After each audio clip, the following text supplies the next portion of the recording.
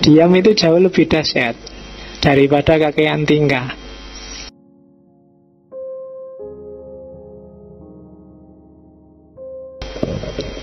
Apa sih aksioma? Aksioma itu semacam asumsi yang jangan dibantah. Itu aksioma. Kalau dibantah ya teorinya hancur. Inilah aksiomanya ahimsa. Kenapa orang harus ahimsa dan apa yang menyebabkan orang harus ahimsa? Yang pertama, ahimsa itu mensyaratkan pemurnian dan penyucian diri. Untuk bisa hidupmu anti kekerasan, untuk bisa hidupmu tidak suka dengan konflik, milih kedamaian dan harmoni, kamu harus bersih-bersih dulu. Selama masih banyak kotoran dalam dirimu, tidak bisa. Kamu masih ganas, masih ambisius, masih banyak rasa iri, masih banyak hasrat-hasrat yang terpendam. Tiba-tiba pengen ahimsa, ya bisa sih, cuma nanti pada saatnya akan hilang. Kayak buih, waktu semangat meletup, ahimsa pak saya, damai, saya tidak suka kekerasan saya. Mesti tidak suwe kalau tidak didahului dengan pembersihan diri. Pulang dari ngaji, wis pokoknya aku ahimsa, anti kekerasan. Disalib, dibel motor, wis peduli amat, pokoknya damai. Tidak bisa. Besok pagi mesti keluar lagi watak aslinya. Kenapa? Prosesnya nggak secepat itu. Diawali dari murnikan dulu diri kita, identifikasi hasrat-hasrat. Jangan-jangan masih ada rasa iri dalam diri kita, dibereskan dulu. Ambisi-ambisi yang tidak penting, nafsu-nafsu yang terpendam, yang ngotori HP dan ngotori pikiran, dibereskan dulu. Kayak di Kama Sutra kemarin loh. Kalau sudah nggak kuat, ya kawin no. Jangan cuma membayangkan. Karena bedanya 180 derajat. Ya kan? Kalau belum nikah, nyenggol 1 dosanya 1000. Kalau sudah nikah, nyenggol 1 pahalanya 1000. Loh, 180 derajat. Makanya kalau sudah ada calonnya, sudah siap semuanya, ngapain cuma dibayangkan. Ya wis, sikat wae. Oke. Biar nggak jadi ganjelan di pikiranmu, malah ngerusak-ngerusak pikiran. Kalau sudah beres kan bersih pikiranmu. Oke, asal nggak punya hasrat lagi, nyari lagi yang lain ini. Ya itu ya rusak, nggak situ ahimsa itu. Kamu bisa ada piring terbang. Oke, yang kedua, ahimsa itu nggak sekedar kemauanmu, tapi juga kemampuanmu dan kerelaanmu. Jadi nggak sekedar Pak, saya mau anti kekerasan. Mampu ndak kamu dan rela nggak kamu? Anti kekerasan itu ndak gampang loh. Kalau kamu ditabrak orang, kamu dulu yang bilang, oh ya saya maafkan, ndak apa-apa, sampean mesti nggak sengaja. Itu anti kekerasan. Kalau kamu dimaki-maki orang, oh iya saya minta maaf, mungkin saya yang salah, paling tidak kan saya bikin kamu marah-marah, itu ahimsa. Jadi nggak lihat konflik, nggak lihat kekerasan. Yang ada di kepalanya adalah harmoni dan kedamaian. Kalau ada yang nyuri barangmu, terus lu sampean kok nyuri, memang butuh beneran. Kalau butuh ya dibawa aja, monggo, ndak apa-apa. Jadi nggak jadi begal mungkin orangnya. Kalau mas motornya mana? Oh, butuh tuh sampean. Wah, bawa silahkan motornya. Ini STNK-nya. Nah ya kan gitu. Besok datang ke rumah, ini alamat saya, tak kasih sekalian sak BPKB-nya kalau mau. Nah, besok kalau datang ke rumah, kamu kan tinggal manggil polisi. Ya kan gak jadi gegeran. Daripada kamu bertahan, wassalam kelangan nyawa. Memangnya orang begal bisa dilawan? Ahimsa. Nanti kekerasan ben selamat. Ada kerelaan, ada kemampuan. Keras lawan keras, maka siapa yang lebih keras dia yang menang.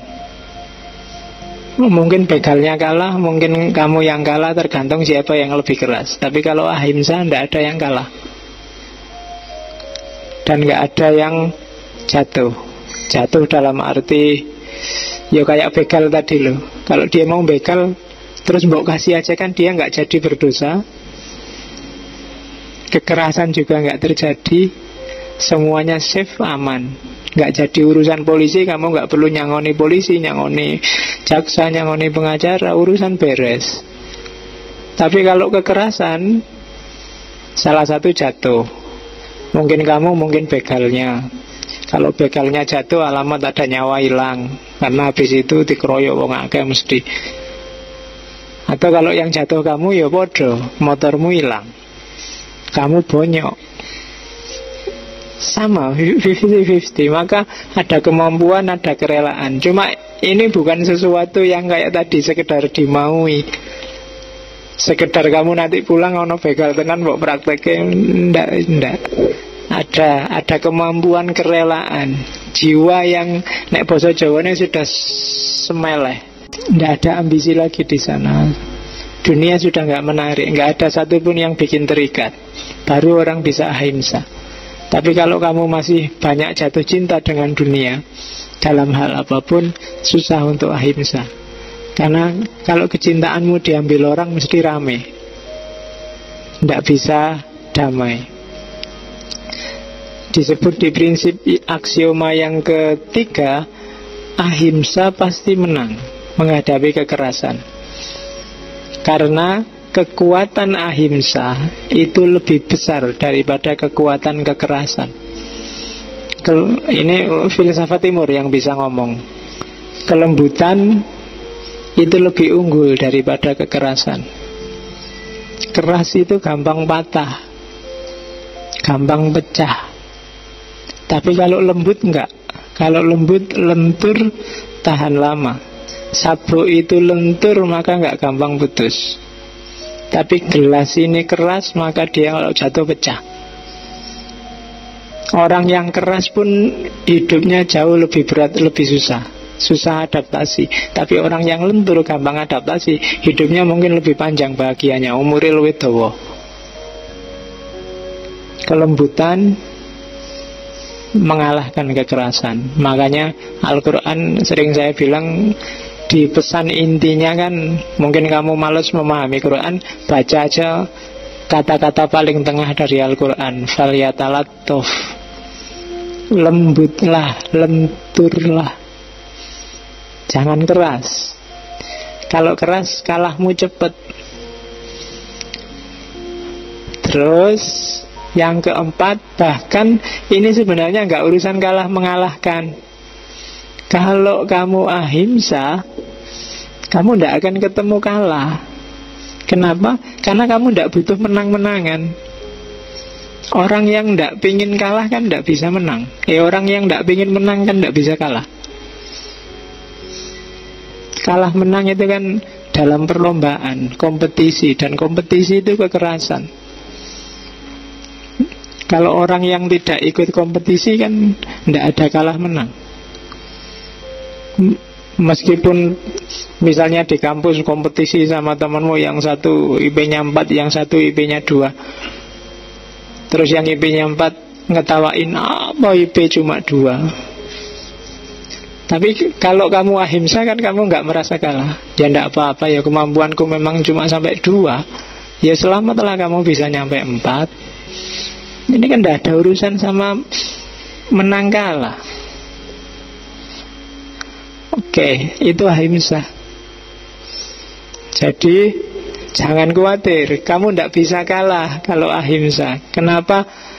Ya karena kamu tidak akan ketemu kompetisi. Kemampuan paling dahsyat dari ahimsa adalah kamu tidak bisa ketemu musuh. Karena tidak bisa ketemu musuh, maka kamu tidak pernah kalah. Dan pendekar paling dahsyat itu kan pendekar yang bisa bikin dirinya tidak punya musuh. Bukan pendekar yang menang terus kalau perang. Tidak. Kalau kamu bisa memposisikan dirimu sampai tua besok tidak ketemu-ketemu musuh, semuanya teman, semuanya friend dan harmoni, berarti kamu pendekar yang luar biasa. Itu prinsipnya ahimsa.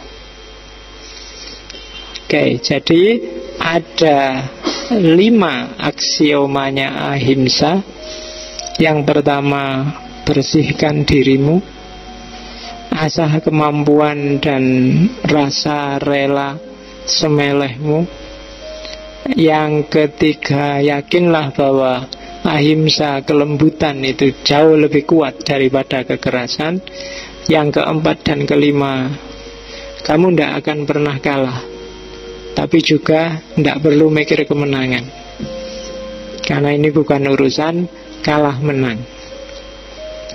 Kalau visi ini bisa kamu pakai, hidupmu jauh lebih tentram dibandingkan hidup yang kemerungsung model hari ini, yang paradigmanya selalu ekonomi dan uang, selalu persaingan, selalu ngitung-ngitung. Yang mahasiswa saingan sama teman-temannya siapa IP-nya paling tinggi, yang pegawai hitung-hitungan siapa gajinya paling tinggi. Selalu begitu, selalu dalam segala apapun.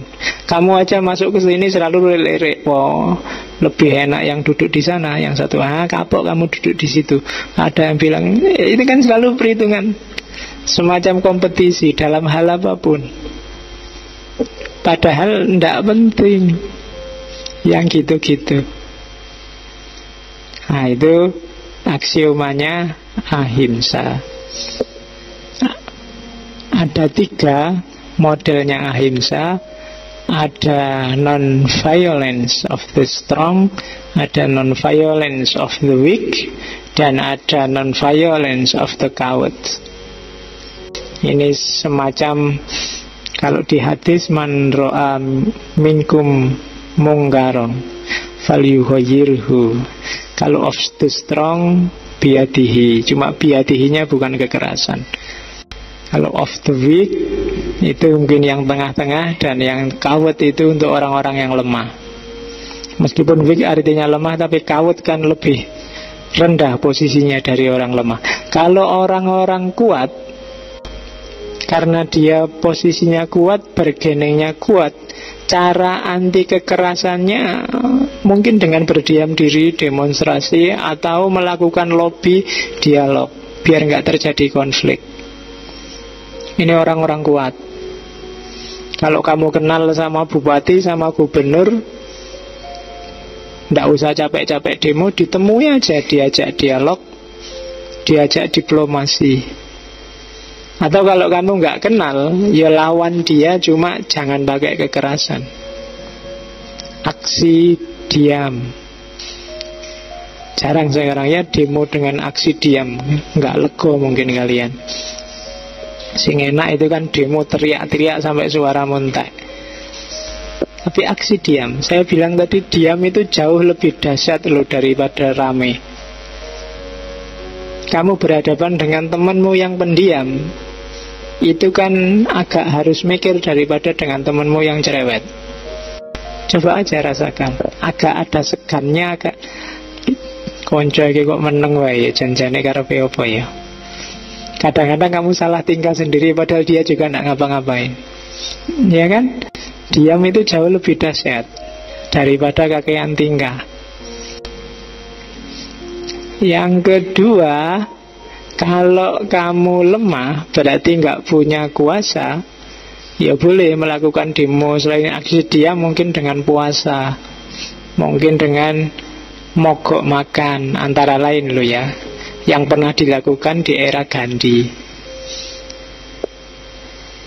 Cuma dasarnya bukan karena takut pada musuh, tapi karena sayang pada musuhmu. Kalau kamu misalnya demo Jokowi, demo gubernur, demo siapa aja, itu dasarnya bukan karena marah atau takut, tapi karena kamu sayang pada dia. Ini orang harus keliru, harus diselamatkan. Kasihan kalau dia tidak selamat. Kasihan kalau dia salah, korbannya nanti banyak. Itu kan sayang namanya. Bukan karena benci. Wah, ini mumpung salah, dulu kan musuhku ini, nggak tak pilih kok ternyata jadi. Wah, habis disikat. Nggak, itu berarti dasarnya masih kebencian. Nggak setuju demo, itu dasarnya harus tetap sayang. Kenapa kok kamu protes, kamu komplain padaku? Karena aku sayang padamu. Bukan karena, kalau aku tidak sayang padamu, kamu salah, kamu keliru, aku diam aja, cuek aja dong. Tapi karena aku sayang, kamu tak ingetin. Kalau enggak, deh kita enggak usah ngomong aja kan. Itu demo dengan cara diem. Nggak enak loh. Coba kamu sak kos-kosan, temenmu kan kamu milih mana, dia komplain dengan cara marah-marah apa tiba-tiba diem, nggak ngomong 2 hari. Kamu kan lebih gelisah kalau dia nggak ngomong 2 hari. Kamu mesti mikir iki cah iki kenapa yo, kelebonan ning ndi ora ngomong-ngomong. Tapi begitu dia marah, pak wek kan gampang selesai urusannya. Oh itu toh, kalau itu sih beres. Tapi kalau diem, itu kamu lebih susah. Itu power diam itu luar biasa, jangan salah. Terus ada lagi orang yang di bawahnya lemah. Memang dasarnya dia penakut. Ada level orang tertentu, ya mungkin rakyat yang sangat kecil. Kalau kita kan rakyat kecil, nah mungkin ada rakyat yang sangat kecil, lebih kecil dari kita. Kan ada kan, mungkin petani-petani di pelosok itu lihat kalian kan, wah ini mahasiswa orang besar, tapi kita merasa kecil. Mungkin ada yang di bawah kita yang sangat kecil, yang tidak bisa mikir, tidak bisa apa-apa. Nah itu mungkin perlu sedikit pelatihan, perlu sedikit masukan-masukan, tapi tetap bisa diarahkan untuk ahimsa, untuk melakukan gerakan anti kekerasan. Termasuk yang sempat dijelaskan oleh Gandhi, perempuan. Perempuan itu kan diantara yang kadang-kadang merasa tidak pada tempatnya melakukan aktivitas-aktivitas semacam komplain, semacam demo dan lain sebagainya. Boleh, tidak apa-apa. Maka perlu penyadaran-penyadaran, non-violence of the coward. Setelah identifikasi diri baru terus melakukan aktivitas-aktivitas anti kekerasan. Oke, itu model-modelnya ahimsa. Oke, sebenarnya kalau dalam agama Hindu, ahimsa itu menunjukkan bahwa kita manusia. Karena sebelum ahimsa itu kan himsa, keras.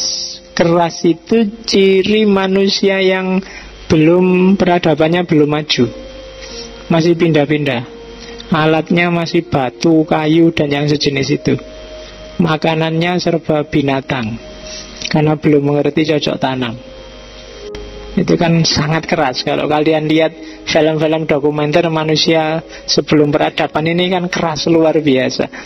Cirinya himsa. Tapi semakin kesini, semakin maju, semakin modern, kan semakin ahimsa. Semakin tertata, semakin tertib, semakin damai. Maka katanya teori ini, kok ada orang suka kekerasan, berarti dia cara berpikirnya masih primitif, masih sebelum peradaban. Kok ada temanmu sidik-sidik ngamuk, nah itu berarti evolusinya belum sempurna. Belum selesai. Jadi ya gak usah dilateni, kamu tinggal bilang, ya sudah kamu berevolusi dulu, jadi manusia modern. Kok sidik-sidik nesu, sidik-sidik ngamuk, sidik-sidik nantang gelut. Nah itu berarti evolusinya belum sempurna. Preman-preman yang sidik-sidik marah-marah nantang gelut, nah itu sebut aja mereka itu manusia yang belum berevolusi. Hidupnya sangat keras. Nah, padahal harusnya manusia dalam peradaban hari ini itu hidupnya jauh lebih beradab. Itu nanti yang dijadikan modus antara lain bahwa beberapa Brahmacharya termasuk Gandhi itu vegetarian. Dia tidak mau makan yang daging-dagingan karena dianggap itu diantara ciri manusia yang evolusinya belum sempurna. Manusia yang evolusinya sempurna sudah ngerti cocok tanam, ya hasil cocok tanamnya yang dimakan, bukan makhluk hidup yang lain. Nah itu perspektif kalau itu. Tapi yang jelas yang urusan kekerasan tadi yang harus kamu bereskan. Kalau batinmu masih keras, masih suka marah-marah, nah itu masalah. Berarti evolusimu belum tuntas. Oke, di mana sih? Kenapa sih harus ahimsa? Kalau anti kekerasan kan berarti harus nggak usah terlibat dalam hidup sehari-hari, Pak. Minggir aja. Kok anti kekerasan ada yang demo sampai diem segala? Enggak. Meskipun anti kekerasan juga harus peduli dengan kehidupan sehari-hari. Enggak boleh orang pasrah, enggak peduli lagi pada kehidupannya. Cueklah semuanya. Tapi juga nggak boleh agresif, menang-menangan, semua dikalahkan. Jadi ahimsa itu titik tengah antara hidup yang agresif dan hidup yang menyerah. Dua-duanya tidak manusiawi. Hidup yang manusiawi itu yang gitu tidak menyerah. Apalagi berhadapan dengan kekuasaan yang membelenggu, yang tiran, yang tidak nyerah. Kalau nyerah berarti nggak manusiawi. Nggak ada orang yang secara sadar mau ditindas. Kebalikannya, melawan tiran, melawan kekerasan, melawan orang jahat kok dengan kekerasan, itu ya sama aja. Kamu levelnya berarti sama. Sama-sama tidak manusiawi. Antara yang kritik dan yang dikritik posisinya sama. Kamu juga pakai kekerasan, dia juga pakai kekerasan. Nah, bedanya apa? ISIS bantai orang, yang anti ISIS bantai ISIS, podo. Kekerasan dengan kekerasan sama aja. Tidak ada bedanya. Itu dasar berpikirnya. Maka jangan dong kekerasan, jangan dilawan dengan kekerasan. Apa bedanya? Nah, itulah dasar berpikirnya ahimsa. Gandhi sempat menyebut Al-Quran di tulisannya. Katanya Gandhi, sebenarnya semua agama itu anti kekerasan, termasuk Islam. Meskipun ada beberapa ayat dalam Al-Quran yang konotasinya kekerasan, tapi sebenarnya itu jalan agar ahimsa, ketidakkerasan bisa hidup. Jadi katanya Gandhi ini, kalau ada ayat di Quran kok ayat kok keras, mungkin nyuruh orang perang, nyuruh orang saling membunuh. Katanya Gandhi, kalau yang paham Quran itu sebenarnya jalan agar kehidupan anti kekerasan setelah itu bisa subur. Ini yang ingin meneliti, mungkin ada mahasiswa yang menggeluti tafsir, silakan dilacak bahwa ayat-ayat kekerasan dalam Islam itu sebenarnya ada untuk tujuan anti kekerasan. Itu agak dalam analisisnya. Yang ahli tafsir yang bisa silakan dikumpulkan secara tematik ayat-ayat kekerasan, terus dicek konteksnya. Apa iya ayat-ayat kekerasan itu sebenarnya ujungnya adalah untuk menghidupkan hidup yang anti kekerasan, katanya Gandhi. Oke, sekarang gagasan selanjutnya dari Gandhi adalah Swadesi. Swa itu sendiri, desi itu, Swadesi itu cinta tanah airnya sendiri. Caranya apa? Abdikan hidupmu. Jadi hidup kita adalah pengabdian di semua level. Hidup pribadimu abdikan untuk kebaikan keluargamu. Kalau keluargamu sudah bagus, abdikan untuk kebaikan masyarakat sekelilingmu. Kalau kehidupan masyarakat sekelilingmu sudah bagus, abdikan untuk kebaikan negaramu. Itu Swadesi. Jadi berhadapan dengan negara, dengan lingkungan, dengan keluarga, jangan menuntut, tapi mengabdi. Itu yang jarang ditemukan di Indonesia hari ini. Setiap orang minta sesuatu dari Indonesia. Sak presiden-presidennya. Harusnya ndak. Harusnya Swadesi, memberikan sesuatu sekecil apapun yang kamu mampu. Termasuk yang terkenal kan praktek Swadesinya Gandhi, bikin memintal benang sendiri. Gandhi itu nyuci sendiri, kemudian nyetrika sendiri, memenuhi kebutuhan sendiri. Nanti di asramanya itu banyak orang mintal benang, termasuk baju yang dia pakai. Memenuhi kebutuhan sendiri. Terus, jadi hidup ini labelnya adalah pengabdian untuk alam semesta yang dimulai dari keluarga. Ya cara paling gampang yang disebut tadi, membeli produk dalam negeri kalau bahasa sekarang. Jadi kalau tidak ada di dalam negeri, bikin sendiri. Jangan ngimpor. Sementara kita puasa, latihan bikin, kalau sudah bisa kita nikmati. Itu Swadesi. Cuma mental kita kan nggak bisa kan sekarang hari ini kalau disuruh kayak gini. Nggak ada ya beli, habis yang ngimpor. Padahal katanya Gandhi, ndak, sebisa mungkin pakai milik kita. Indonesia bisa kok memproduksi kain, memproduksi celana, tapi kan kamu milih yang impor. Celana produk Indonesia, Pak. Bahkan untuk baju jelek aja kan kamu milih yang impor. Iya kan? Padahal wong wis ra duwe duit, milih tetap masih impor. Baju impor itu kan banyak di pinggir-pinggir jalan, ditumpuk-tumpuk itu. Sudah dibilangin banyak virusnya, banyak bakterinya, ya nanti dibeli terus dicuci, kan hilang. Pokoknya yang penting impor. Semangat pengabdiannya yang tidak ada.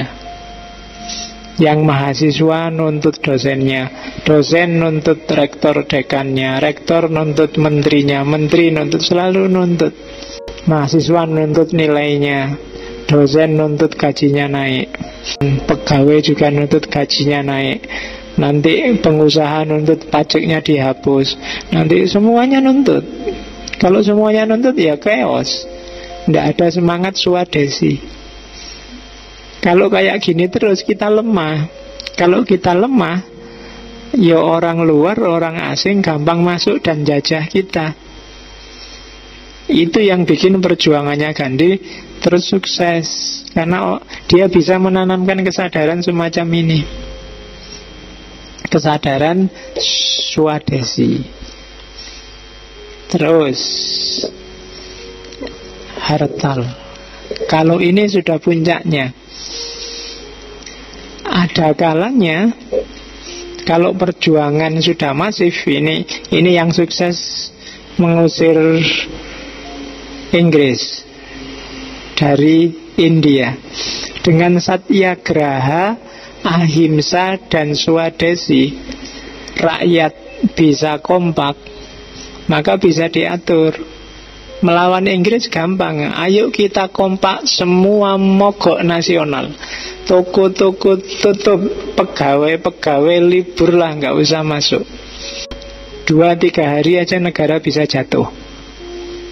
Kompak loh ya. Zaman di India saat itu bisa kompak karena ada Gandhi. Dulu Indonesia bisa menjatuhkan Soeharto kan karena hampir kompak kan orang se-Indonesia. Kalau kompak bisa. Itulah Hartal. Jadi dengan kayak gini Inggris bisa jatuh. Padahal sudah ada di India selama lebih dari 28 tahun. Cuma cara protesnya, cara mogoknya tidak brutal kayak kita. Ahimsanya main. Mungkin dengan puasa, mungkin dengan wiritan bareng, mungkin dengan doa bersama. Itulah Hartal. Yo, tak doakan para pemimpin bisa sadar. Nggak usah kita turunkan, turun sendiri. Amin, gitu kan. Oh, itu kalau sak negara bilang gitu, mesti yo pimpinannya gatel. Ya kan, itu Hartal. Dengan modal satyagraha, arahnya selalu kepada kebenaran, strateginya adalah ahimsa, dan modal materialnya diperoleh secara swadesi. Maka Hartal bisa sukses. Jadi diawali satyagraha, visinya adalah ahimsa, kemudian diperkuat secara material lewat swadesi, dan puncaknya adalah Hartal. Itu strategi perjuangannya Gandhi yang bisa menjatuhkan penjajah, ngusir penjajah tanpa perang. Kalau di Indonesia kan dari perang ke perang, sampai bambunya habis dipakai bambu runcing. Kalau di India enggak. Itu jasanya Gandhi. Oke.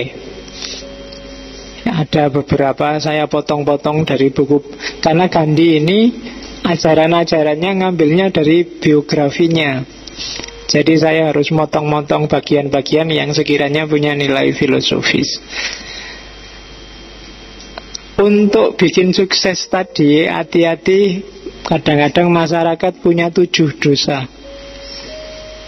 Kehidupan kita bareng-bareng bernegara itu, hati-hati dengan 7 dosa ini. Kalau 7 dosa ini ada, ya tadi perjuangannya nggak akan sukses. Yang pertama, politik tanpa prinsip. Mikire sukses, mikire yang materi-materi ukurannya, tapi tidak ada prinsip. Sebentar lagi negara akan jatuh. Mending tidak terlalu kaya tapi punya prinsip, fondasi negara akan kuat, daripada kaya tapi melacurkan diri, tidak punya prinsip. Yang kedua, bisnis tanpa moralitas. Hasilnya pasti konglomerat. Jarak antara kaya miskin semakin jauh. Penyakit masyarakat yang kedua. Penyakit masyarakat yang ketiga, pengetahuan tanpa karakter. Ilmuwan yang tidak punya visi. Yang penting pinter, bikin proposal dapat proyek. Yang penting pinter, dapat beasiswa, siapa yang ngasih sembarang, yang penting ada uangnya, terus berangkatlah ke luar negeri, sampai di sana kehidupannya dijamin, nggak peduli diajari apa, nanti pulang uangnya masih sisa lumayan. Ilmuwan, pengetahuan yang tanpa karakter, bahaya ini. Hati-hati, dia akan jadi penyakit, jadi selilit dalam kehidupan berbangsa. Yang keempat, sains tanpa kemanusiaan. Pengembangan keilmuan tapi tidak peduli dengan humanitas. Yang penting maju, yang penting modern, yang penting canggih, tidak peduli dengan kemanusiaan. Terus yang kelima, kaya tanpa kerja. Semakin banyak orang mikir bahwa dia bisa kaya tanpa kerja, semakin rusak negara. Semakin buruh pengen nuntut gajinya dinaikkan, semakin pegawai negeri nuntut demo bayarannya dinaikkan, semakin MLM gampang bikin orang terlena. Semakin mikirnya kan gitu, kaya tanpa kerja. Yang keenam, pingin seneng-seneng tanpa nurani, sakarepe dhewe. Itu yang keenam, gak perlu dijelaskan. Semakin banyak orang kayak gini, pingin seneng sakarepe dhewe, semakin rusak negara. Dan yang ketujuh, ketakwaan tanpa penyangkalan diri, tanpa introspeksi. Kelompok agamawan, para ulama yang tidak bisa introspeksi, selalu merasa dirinya benar terus, hasilnya pasti kekerasan dan konflik. Penyakit ketujuh. Jadi politikusnya tanpa prinsip, bisnismennya tidak bermoral, ilmuwannya tidak punya visi, tidak punya karakter, sainnya dikembangkan tanpa punya kepedulian kemanusiaan, orangnya serakah tapi tidak mau kerja, semua orang ingin seneng dan tidak peduli dengan yang lain, tanpa nurani, dan para ulamanya merasa benar sendiri, maka negaranya wassalamualaikum, pasti rusak. Ya, kalau tujuh-tujuhnya ini ada, sakitnya tuh di sini. Ini dosanya masyarakat. Hati-hati ya kalau gimana Indonesia bisa maju kalau tujuh yang bikin sakit ini ada semua. Oke, Gandhi termasuk tokoh yang menjelajahi hampir semua agama, meskipun menemukan esensi bahwa semua agama mengajarkan kedamaian, anti kekerasan. Kenapa ada banyak agama? Mirip dengan fenomena kenapa ada banyak ras, kenapa ada banyak etnis. Tidak perlu dibahas. Secara niscaya agama-agama itu pasti banyak. Justru ini menunjukkan bahwa Tuhan memang memberi kebebasan pada manusia. Agama aja dikasih banyak loh. Kalau Tuhan mau, agama itu cuma satu. Wahai manusia, kalian boleh ngapain aja, tapi agama cuma ini loh ya. Tapi dalam kenyataannya agama itu banyak. Berarti apa? Memang Allah, Tuhan ngasih kebebasan yang full pada manusia. Pilihlah yang menurut kamu benar. Besok aku tinggal ngitung, tinggal menghisap. Iya, Tuhan dan agama. Jadi bagi Gandhi problemnya di situ. Maka manusia ya silahkan menentukan nasibnya sendiri dengan kebebasannya. Itu untuk Tuhan dan agama. Oke, ini potongan-potongan yang tak bilang tadi dari biografinya. Yang pertama, life as if you were to die tomorrow, dan learn as if you were to live forever. Hiduplah seolah-olah kamu mati besok. Bayangkan sendiri ya, kalau kamu, wah besok aku mati nih, apa yang kamu lakukan? Nah, kamu gak berani macam-macam kan?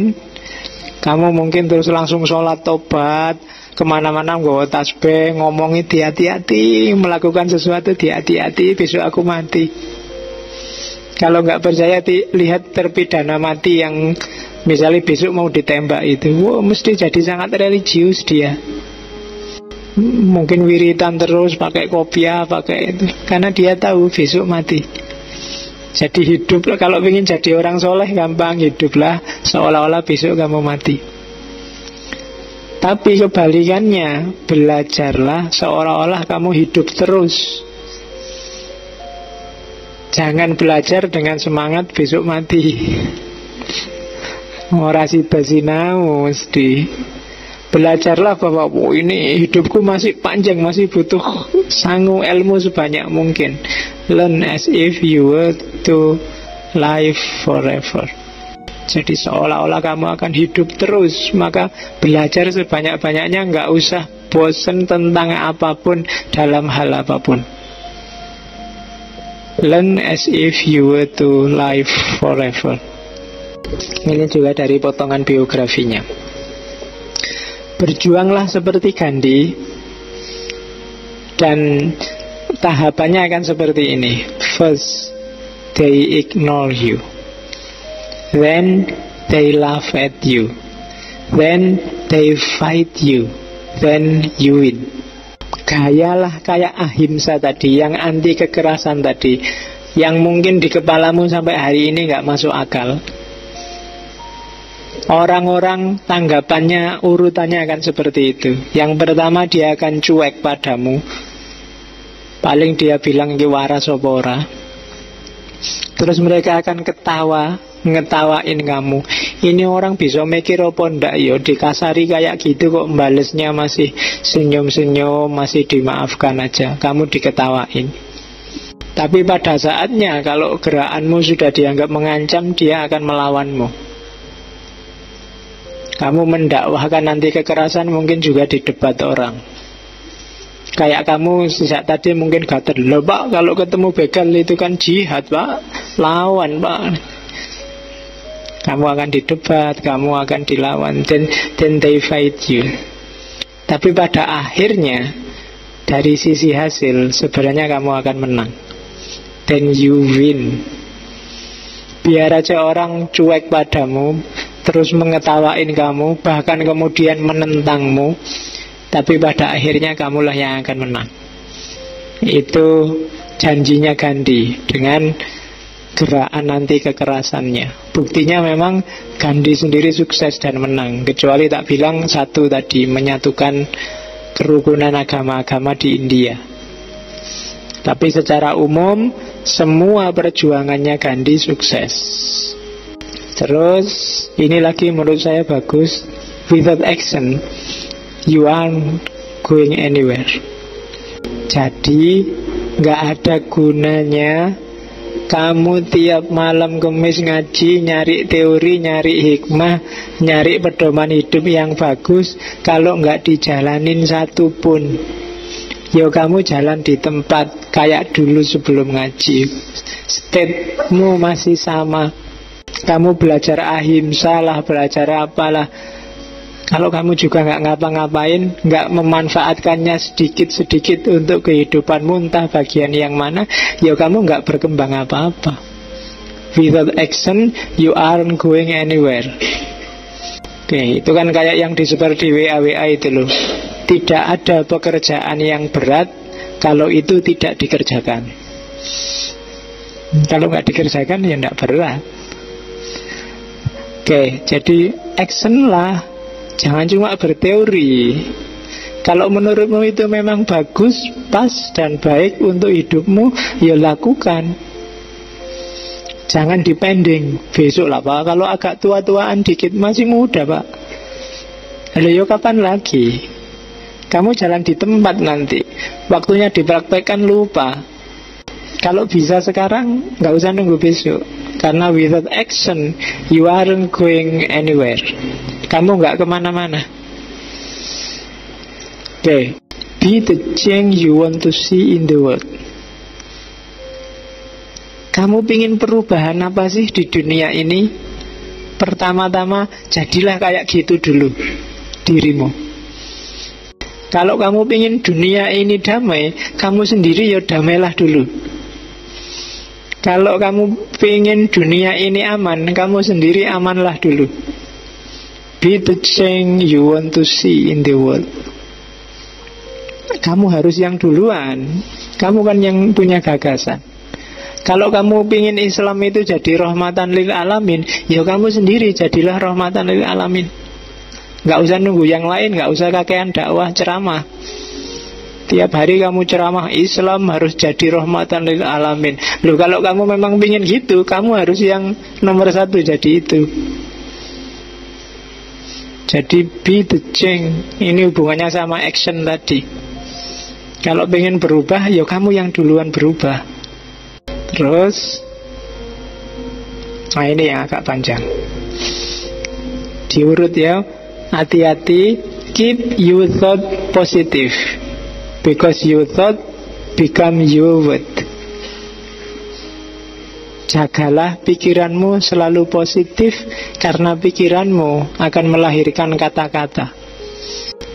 Keep your word positive, because your word become your behavior. Jagalah kata-katamu selalu positif, karena kata-katamu akan melahirkan perilaku.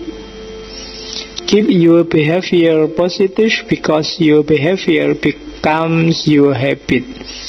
Jagalah perilakumu positif, karena perilakumu akan jadi kebiasaan. Keep your habit positive, because your habit become your values. Jagalah kebiasaanmu yang positif, karena kebiasaanmu itu akan menjelma jadi nilai-nilai dalam hidupmu. Dan keep your values positive, because your values become your destiny. Jagalah nilai-nilai positif, karena nilai-nilaimu itulah nanti yang akan menjadi takdir hidupmu. Jadi pikiranmu harus jernih dan bersih, karena dari pikiranlah lahir kata-kata. Kata-kata juga harus selalu positif, baik, bagus, karena dari kata-kata ini nanti lahir tindakan perilaku. Perilaku juga harus selalu baik, bagus, karena perilaku ini kalau dijalanin terus jadi kebiasaan. Kebiasaan juga harus selalu bagus, karena kebiasaan ini kan yang melahirkan nilai-nilai. Kalau kamu tiap hari sholat, kalau kamu tiap hari wiritan, ini kan nanti jadi basis nilai dalam hidupmu. Nilai-nilai religius. Kalau kamu tiap hari tidak bohong, tiap hari jujur, tiap hari, ini kan juga jadi basis nilai. Dan nilai-nilai inilah nanti yang akan jadi blueprint kehidupan kita, yang akan jadi petanya kehidupan kita. Jadi sejak jari pikiran, kita harus garap itu secara hati-hati. Ini bagus untuk yang suka berdoa. In prayer, it is better to have a heart without word than word without a heart. Kalau kita berdoa, mending hatinya hadir meskipun kata-kata tidak muncul, dibandingkan banyak kata tapi hatinya nggak hadir. Nah, kita kan sering kayak gitu kan, wiritan sambil nonton TV, sambil ngobrol, ya kan. Pak, saya itu tiap sholat fardu harus baca ini Pak 40 kali. Tadi sambil nonton TV dibaca, tidak ada gunanya, tidak ada internalisasi. Kenapa sih oleh para ulama wirid kadang disuruh ngulangi sampai 100, bahkan ada yang sampai 1000 untuk internalisasi. Tapi kalau kamu sambil nonton TV, Pak tahajud sudah Pak, ini waktunya sepak bola Pak, tadi wiritani sambil nonton bal-balan ya. Internalisasi nggak hadir. Kalau internalisasi nggak hadir, hati juga nggak hadir. Kalau hati nggak hadir, Allah juga nggak hadir. Karena katanya para sufi, Allah itu tinggal di intinya hati, yang latoif itu. Kalau Allah nggak hadir, ya doamu yang dengerin siapa? Karena ada yang berdoa kayak orang iseng, ya kan? Atau doa males-malesan antara gini, kadang sambil gini-gini, Bismillahirrahmanirrahim, ya Allah. Jadi sambil kletek. Itu minta Allah sedang dolanan, hatinya pasti nggak hadir. Maka katanya Gandhi, better to have a heart without word than word without heart. I object to violence because when it appears to do good, the good is only temporary. The evil it does is permanent. Saya anti kekerasan, karena kekerasan itu ada sih kadang-kadang melahirkan kebaikan, tapi kebaikannya cuma temporer. Dan kejahatan yang dihasilkannya biasanya permanen. Kamu keras pada adikmu misalnya, adikmu nyoret-nyoret tembok misalnya, terus kamu marahi, tembok dicoret-coret, akhirnya kamu dapat kebaikan. Sekarang adikmu nggak berani coret-coret, tembokmu bersih. Tapi tembok bersih itu kan kebaikan yang sementara. Padahal mungkin luka hati adikmu, ya kan, traumanya dia bisa dibawa sampai tua, itu permanen. Mungkin dia jadi penakut, mungkin dia agak minder kalau harus nulis, kalau harus gambar, dan seterusnya. Itu hasil violence. Kamu dimarahi dosen aja kan gitu, nggak masalah dimarahinnya. Coba ya kamu ngantuk misalnya di kelas, terus dosennya marah luar biasa, kuliah kok ngantuk, keluar sana, cuci muka, wudu misalnya. Udah beres, saat itu juga kamu nggak ngantuk. Tapi traumamu gara-gara dimarahi itu jauh lebih lama. Mungkin sampai besok kalau kamu ketemu dosen itu kamu agak takut, karena terbayang kamu pernah dimarahi gara-gara ngantuk. Jadi the evil it does is permanent. Itu karakternya violence. Kamu boleh nyerbu warung yang jualan minuman keras, saat itu juga ada kebaikan yang muncul, bahwa di situ minuman keras bersih. Tapi coba cek dampak kerusakan permanen, baik di jiwa orang-orang sekelilingnya, maupun yang punya warung, maupun mungkin ada anak kecil yang menyaksikan, mungkin banyak, luar biasa. Nah, itu teorinya Gandhi. Itulah cirinya kekerasan. Makanya jangan suka dengan kekerasan. Dan nobody can hurt you without your permission. Kenapa sih kamu jangan kekerasan? Sebenarnya nggak ada orang bisa nyakiti kamu kalau kamu nggak membolehkan, kalau kamu nggak mengizinkan. Orang mencaci maki kamu mungkin pengen bikin kamu marah, bikin kamu tersinggung. Tapi kalau kamu ndak pengen marah dan ndak pengen tersinggung, kan ndak jadi. Ndak ada kok orang bisa menyakiti kamu kalau kamu nggak mengizinkan. Kecuali kamu memang mengizinkan dirimu untuk marah, mengizinkan dirimu untuk tersinggung, mengizinkan dirimu untuk iri. Maka caranya gampang, Pak. Gimana untuk tidak iri? Jangan izinkan dirimu untuk iri. Gimana untuk tidak marah? Jangan izinkan dirimu untuk marah.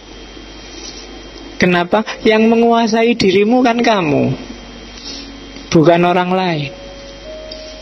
Oh, ini terakhir. Cinta tidak pernah meminta, ia senantiasa memberi. Cinta membawa penderitaan, tapi tidak pernah mendendam, tak pernah balas dendam. Di mana ada cinta, di situ ada kehidupan. Manakala ada kebencian, maka dia akan membawa pada kemusnahan. Itu kalimatnya Gandhi. Maka hidup basisnya harus anti kekerasan. Karena anti kekerasan itu menunjukkan cinta yang selalu memberi, tidak pernah dendam, dan tidak pernah benci. Karena kebencian hanya membawa kehancuran. Bukan kehancuran yang dibenci, tapi pertama-tama adalah kehancuran yang membenci. Itu teori terakhir malam ini dari Gandhi. Silahkan dilanjutkan, direnungkan di rumah, diambil yang relevan. Syukur-syukur bisa dijalankan, biar nggak diketawain oleh Gandhi. Karena tanpa action nggak ada gunanya. Kamu capek-capek tiap malam ngaji, harus ada progresnya.